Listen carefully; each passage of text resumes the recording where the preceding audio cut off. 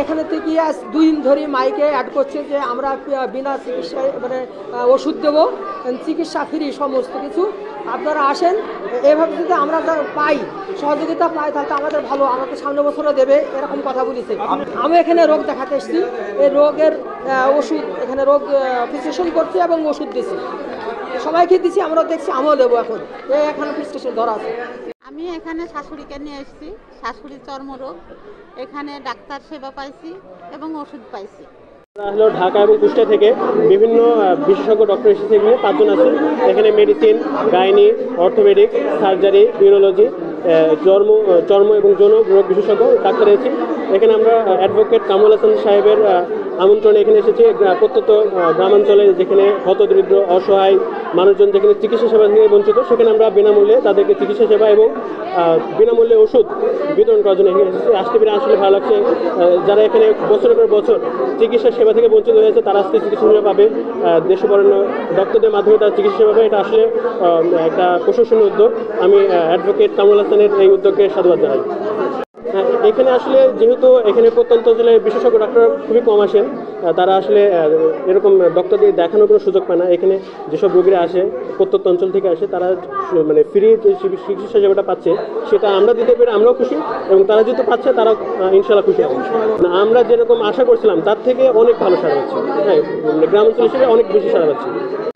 মেহেরপুর জেলা বিএনপির উদ্যোগে চতুর্থ দিনের মতো আমাদের ফ্রি মেডিকেল ক্যাম্প এবং ফ্রি ওষুধের যে ব্যবস্থা জেলা বিএনপি করেছে, আজকে চতুর্থ দিনের মতো আমরা আজকের এই কর্মসূচি জেলা বিএনপির নেতৃবৃন্দ আমাদের সামনে উপস্থিত আছেন, এই ইউনিয়নের নেতৃবৃন্দ উপস্থিত আছেন, সকল পর্যায়ের নেতৃবৃন্দ উপস্থিত আছেন, আর উপস্থিত আছেন আমাদের এই ইউনিয়ন তথা এই ইউনিয়নের আশেপাশে যেসব গ্রামগঞ্জ আছে সেখানে থেকে যেসব দুস্থ ও দরিদ্র মানুষ যারা আমাদের সাথে এসেছে, তাদের চিকিৎসা সেবা এবং আমাদের যারা ডাক্তার এসেছে, সকলেই আজকের এই অনুষ্ঠানকে সুন্দর করে সাজানোর জন্যে আমাদের সাথে একটি সৌহার্দ্যপূর্ণ সম্পর্ক রেখে আজকের এই অনুষ্ঠানটা আমরা সম্পন্ন করতে চাই। আমরা চাই আমাদের প্রিয় নেতা, বাংলাদেশের সবচেয়ে জনপ্রিয় মানুষ, আমাদের শহীদ প্রেসিডেন্ট জিয়াউর রহমানের যে 19 দফা, সেই 19 দফার ভিতরে স্বাস্থ্য সেবার কথা বলা ছিল, যে গরিব মানুষের ভিতরে স্বাস্থ্য সেবা তাদের দোরগোড়ায় পৌঁছে দেওয়ার জন্য, এবং পরবর্তীতে আমাদের প্রিয় নেতা ভারপ্রাপ্ত চেয়ারম্যান তারেক রহমান আমাদের যে 31 দফা বাস্তবায়নের কথা বলা হচ্ছে, সেই 31 দফায় স্পষ্টভাবে বলা আছে, 26 দফায় যে জনগণের দ্বারপ্রান্তে যারা দুস্থ মানুষ তাদের স্বাস্থ্যসেবা জনগণের দ্বারপ্রান্তে পৌঁছে দেওয়ার কথা বলা আছে। আমরা সেই 31 দফা বাস্তবায়নের লক্ষ্যে আমরা বাংলাদেশের সমস্ত মানুষ আমরা অগ্রসর হচ্ছি। ইনশাল্লাহ যদি 31 দফা বাস্তবায়িত হয়, বাংলাদেশ হবে একটি স্বনির্ভর বাংলাদেশ, একটি সুন্দর বাংলাদেশ, একটি সবুজ বাংলাদেশ, যেখানে সকল মানুষ তাদের ন্যায় বিচার পাবে, তাদের মানবাধিকার যে 17 বছর মানবাধিকার লঙ্ঘিত হয়েছিল, এই 17 বছর এই আমাদের ফ্যাসিস্ট সরকার যে 17 বছর লঙ্ঘিত করেছিল, সেই মানবাধিকার মানুষ ফিরিয়ে পাবে। এবং এই 17 বছরে যে মানবাধিকার এই স্বাস্থ্যসেবার ভিতরে আমাদের এই ফ্যাসিস্ট সরকার এই 17 বছর এই স্বাস্থ্যসেবা থেকে মানুষজনকে দূরে রেখেছিল। হসপিটাল, ক্লিনিক, সমস্ত জায়গায় একটি দালালি চক্র, এই ফ্যাসিস্ট সরকারের যে দালালরা ছিল, তারা এই 17 বছর বিভিন্নভাবে মানুষকে কষ্ট দিয়েছে।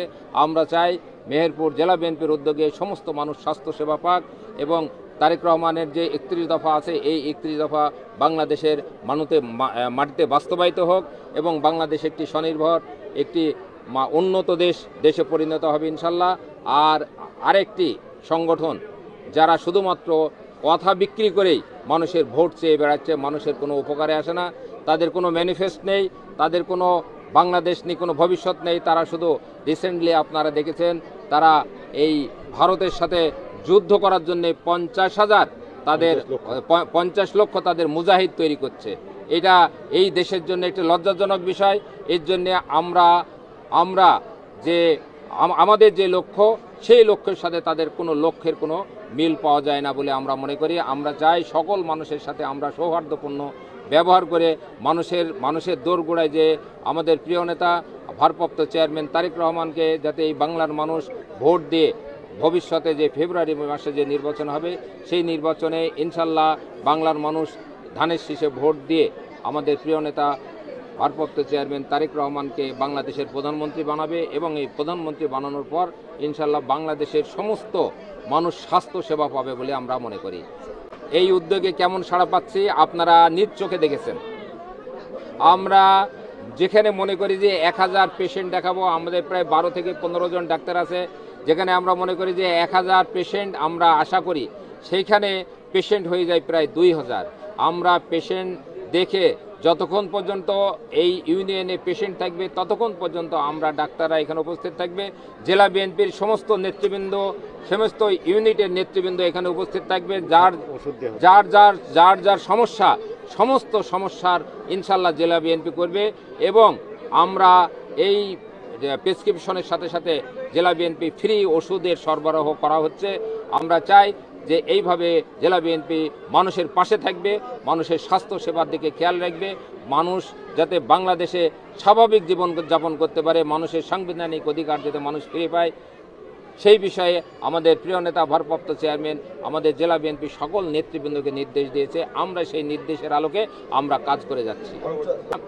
পরবর্তীতে আমরা কুতুবপুর ইউনিয়নে 11 তারিখে শোলমারিতে ইনশাল্লাহ আমরা পুনরায় আরও বেশি ডাক্তার, আরও বেশি ওষুধ নিয়ে আমরা ইনশাল্লাহ হাজির হব কুতুবপুর ইউনিয়নে। সেটা হলো সম্ভবত শনিবারে কুতুবপুর ইউনিয়নে 11 তারিখে ইনশাল্লাহ আমরা শোলমারি গ্রামে হাজির হব। আর পরবর্তীতে ওষুধের ব্যবস্থা আরও বেশি আমরা ব্যবস্থা করব।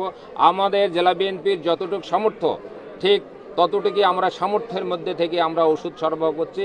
ইনশাল্লাহ যেসব পেশেন্ট খুবই দরিদ্র, যারা পেশেন্টে যাদের ওষুধ এখানে যে ওষুধের ব্যবস্থা আছে সেই ওষুধে যদি সংকলন না হয়, জেলা বিএনপি তাদের আরও বেশি ওষুধের জন্য পার্টি অফিস থেকে ব্যবস্থা করবে, দরকার হলে তাদেরকে অর্থনৈতিক সহযোগিতা করবে। ইনশাল্লাহ আমরা বাংলাদেশকে একটি স্বনির্ভর বাংলাদেশ দেখতে চাই।